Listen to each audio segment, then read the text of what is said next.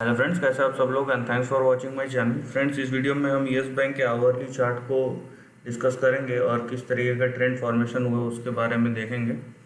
सो अब देखिए, अगर आप ट्रेंड की बात करते हैं कम्प्लीटली, क्योंकि आवरली चार्ट में ऐसा बेंड हो गया है, तो मतलब इतना तगड़ा फॉल आया है कि उसके बाद आप देखिए यहाँ पे शेयर प्राइस एक तरीके से उसका चार्ट पैटर्न अगर आप यहाँ पे एक ऐसा बना है तो पूरी का पूरी तरीके से चार्ट पैटर्न जो बेंड हो चुका है।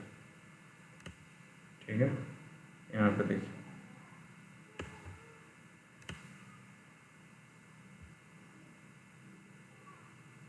इस तरीके से कुछ आपको देखने मिलेगा कि पूरा का पूरा बेंड हो चुका है। सो देखिए, इतना बड़ा फॉल जो है रिकवर करने में टाइम लगता है। ठीक है, आप ये भले ही शॉर्ट टर्म है, लेकिन यहाँ से आप यहाँ पे टेक्निकली देखिए, यहाँ से अपने प्रीवियस हाई में अगर इसको जाना है जहाँ से फॉल शुरू हुआ था, तो प्राइस को 182% का जंप मानना पड़ेगा। ठीक है, यहाँ से आप यहाँ पे टेक्निकली इसीलिए बोलते हैं कि ये बड़ा राइज होता है तो प्रॉब्लम क्यों होता है। अब देखिए, ऊपर से नीचे तक कितना 64% गिरा है। अब उसी को दूरी को तय करने के लिए प्राइस को 186% का राइज करना पड़ेगा। सो ये जो राइज है ना, वो ज़्यादा मुश्किल होता है फॉल से कवर करना। तो इसीलिए जब फॉल होता है तो वहाँ से बेटर है कि हम जो है वहाँ पे समझे कि हमारा रिस्क क्या है और हम कितना रिस्क ले सकते हैं। ठीक है, कितना रिस्क लेना चाहिए वाली बात से ज़्यादा कितना रिस्क हम ले सकते हैं और कब हमको निकल जाना चाहिए। अब यहाँ पे मैं थोड़ा सा जूम कर रहा हूँ चार्ट को, राइट। यहाँ पे क्योंकि हम शॉर्ट टर्म देख रहे हैं तो बाइंग सेलिंग दोनों ही बहुत एक्टिव रहता है यस बैंक में, सबको पता ही है बात। तो आप देखिए यहाँ पे जो बेस बना है और जहाँ से ये प्राइस ऊपर गया है, मैं वहाँ पे जो है सपोर्ट लाइन लूँगा। एक चीज़ ये लॉन्ग टर्म के लिए नहीं है, ठीक है, तो लॉन्ग टर्म के लिए दूसरी चीज़ होती है, लेकिन ये लॉन्ग टर्म के लिए नहीं है। क्योंकि शॉर्ट टर्म में वॉलेटिलिटी आपको बहुत ज़्यादा मिलेगी, राइट। तो हम शॉर्ट टर्म के हिसाब से बात करेंगे। अब देखिए, यहाँ पे गैप्स क्रिएट हो रहे हैं, आपको दिख रहा है गैप्स क्रिएट हो रहा है। इसका मतलब सिंपल है कि जो प्राइस खुल रहा है वो सर्किट टू सर्किट डाउन जा रहा है, इसलिए वो गैप्स क्रिएट हो रहे हैं। अब जनरली जहाँ देखा गया है, जब गैप क्रिएट होता है तो जनरली स्टॉक गैप को भरने की कोशिश करता है। अगर डाउन साइड में क्रिएट हुआ है तो अप साइड जाके, और अप साइड में क्रिएट हुआ है तो डाउन साइड जाके, ये देखा गया है हर बहुत बार। नाउ यहाँ पे आप ये याद रखिए कि आप अगर शॉर्ट टर्म में देख रहे हैं, सो आप जो करंट लो है उसको सपोर्ट में रखिए 11 रुपये के आसपास।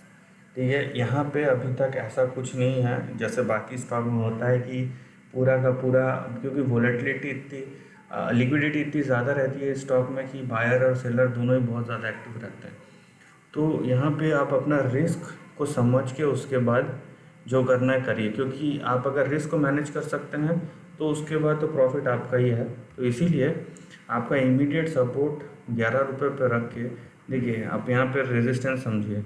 पहला रेजिस्टेंस आता है यहाँ पे 12.3, उसको अगर पार कर लिया, क्योंकि वो गैप है 13.36, सो 13.6 यहाँ पे आपका जो है अगला रेजिस्टेंस आता है।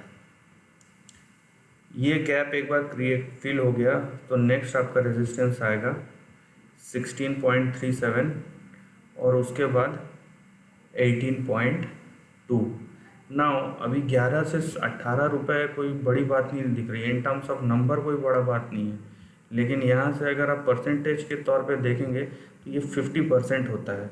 सो जो ऑप्शंस और ट्रेडर फ्यूचर्स में है उनके लिए 50% किसी स्टॉक में राइज मतलब बहुत बड़ी बात है।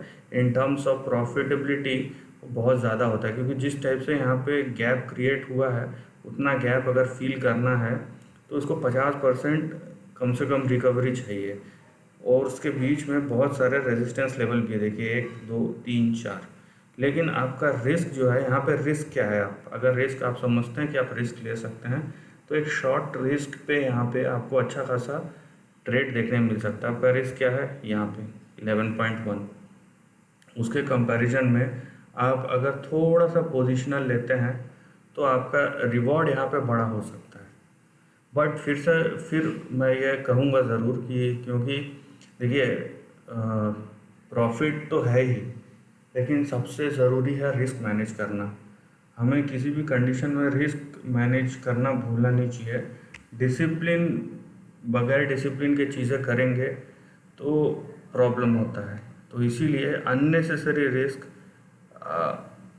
अगर आपने कोई प्लान बनाया है तो स्टिक टू द प्लान, ठीक है। इमोशन में आके या फिर मार्केट कंडीशन में देख के प्लान से मत हटिए। हो सकता है आपका प्लान गलत हो, उस सिचुएशन के लिए ना हो, तो आप प्लान को ट्यून कर सकते हैं। लेकिन अगर विदाउट प्लान चलेंगे तो हर बार प्रॉब्लम हो सकता है। So this is the end of the video दोस्तों। वीडियो पसंद आया तो लाइक और शेयर कीजिए, थॉट्स कमेंट सेक्शन में लिख के बताइए, और ऐसे नए कंटेंट के लिए चैनल को प्लीज़ सब्सक्राइब कीजिए। Lastly, take care of your family and friends.